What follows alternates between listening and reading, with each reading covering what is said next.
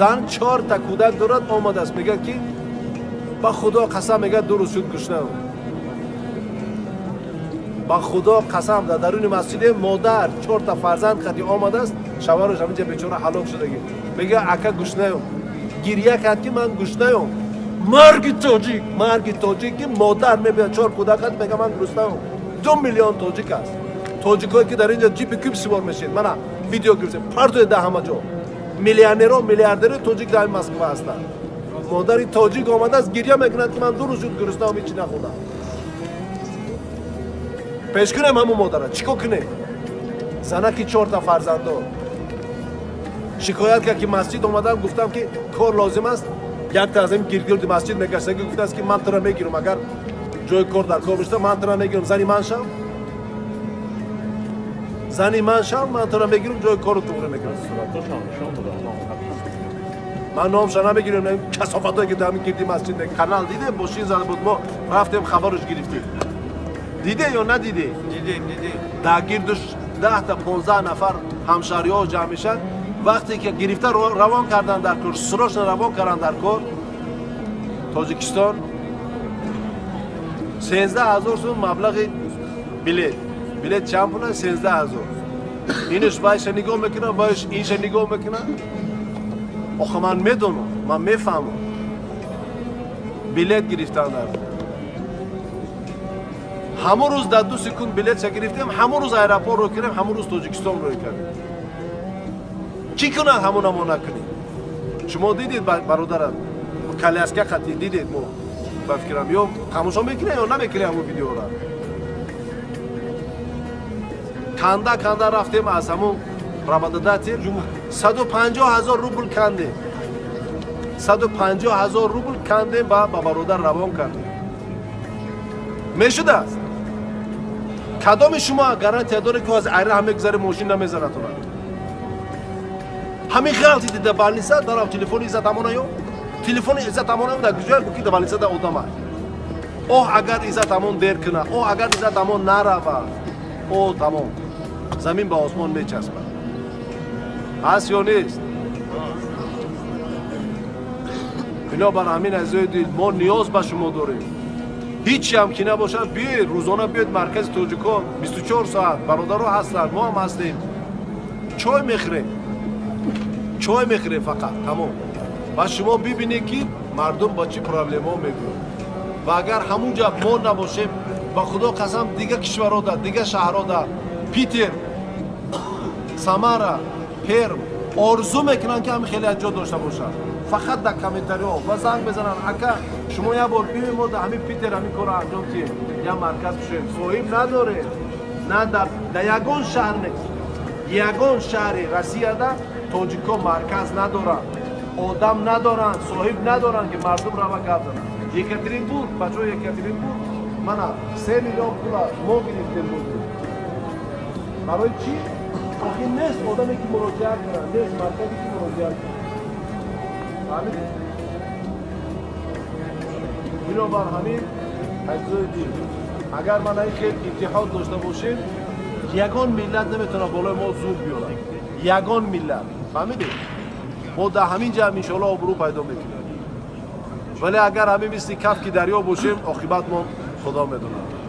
که وضعیت کشور من نمیگم وضعیت وطن من نمیگم شما دیده سودی وضعیت وطن در اونجا دیگه یگان برنامه نداره ما در تاجیکستان یگان برنامه نداره فهمیدید ما دیگه کنده شده که ما در همین جا باید که آینده ما همین جا سازیم فهمیدید 2 میلیون آماده شدیم هر روز 6 تا سمالیات پرواز میکنه 6 سمالیات پر آدم میبره هر یک سمالیات 250 تا آدم میبره میدونه حساب کنه چند آدم میبید در روز اونایش که در تاجیکستان نه با خاطر هم که نمیخواهم بیان نه اونایش که در تاجیکستان امکانی آمدن ندارن زپریتن پول ندارن مبلغ ندارن پول سمالیات ندارن یا در اینجا کار ندارن آدم ندارن و الا نان خوردن ندارن در همونجا نان خوردن ندارن مردم ما را زنگ میزنن تاجیکستان اکا برای کودک بالیسا غلطیده است پول در کار اکا اینجا پول اونجا پول بار کنید اکا اینا گیر افیر کن اکا اینا گیر پول جمع کن اکا یاردم کن از تاجیکستان. همون کودکی که من همین چند روز پیش در همینجا بود حال تاجیکستان رفت گفتیم حدودی چند میلیون برای معالجه صرف شده است. کنستانتین خابینسکی اکتیور روس 1 میلیون روبل برای کودک هدیه میکنه. 1 میلیون روبل. حالا نگاه کنید همین تاجیک 2 میلیون در همین جا قادر هست برای یک تاجیک دیگه 1 سوم تیار 1 سوم. یک روز میبیاد برای کودک تاجیک 1 میلیون سوم پول میده. من کی بود زنگ زدم بچه‌ها 14 میلیون دیگه با من دویم بار تکرار میکنم چولپان خماتова اکتریسای روس بالینسا میروند 14 میلیون برای کودک تاجیک میتیان. حالا ما انشالله امروز پاک خبرگیریش میریم یک تا ویدیو میکنیم میبینید فقط به خاطری که تاجیکستان ناپراولین گرفته روسیه بیاد 3 ماه داوداب کرد است برای یک ناپراولینی برای پول نه برای یک ناپراولینی. وزارت تندرستی فقط برای ناپراولینی میگه من 3 ماه داوداب کردم روسیه بیاد. ما نمیگیم حکومت تاجیکستان کمک کنه نه. زیادالله مدد شما با فکر اون ویدیو شدیدید 3000 سومان کمک کرده تاجیکستان کل تاجیکستان برای فرزند تاجیک 3000 سومان ولی یک تا کنستانتین خابینسکی 1 میلیون روبل کمک کرده. این تا کجا میخونجه آخه تاجیک کجا هستی؟ ولی هستن تاجیک ها هم در تاجیکستان هم در مسکو در روسیه با خدا قسم نمیدونم پول در کجا صرف کنن نمیدونم. کدام روز برادر حاجی جبار گفت که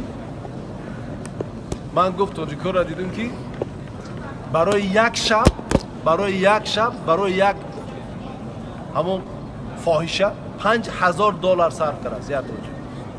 برای یک شب گستینیسه و یک دختر $5000. من دیدم گفتم خیلی تاجیک هست همین خیلی تاجیک. خدا میدونه تاجیک خوشا تاجیک میگیره یا نه.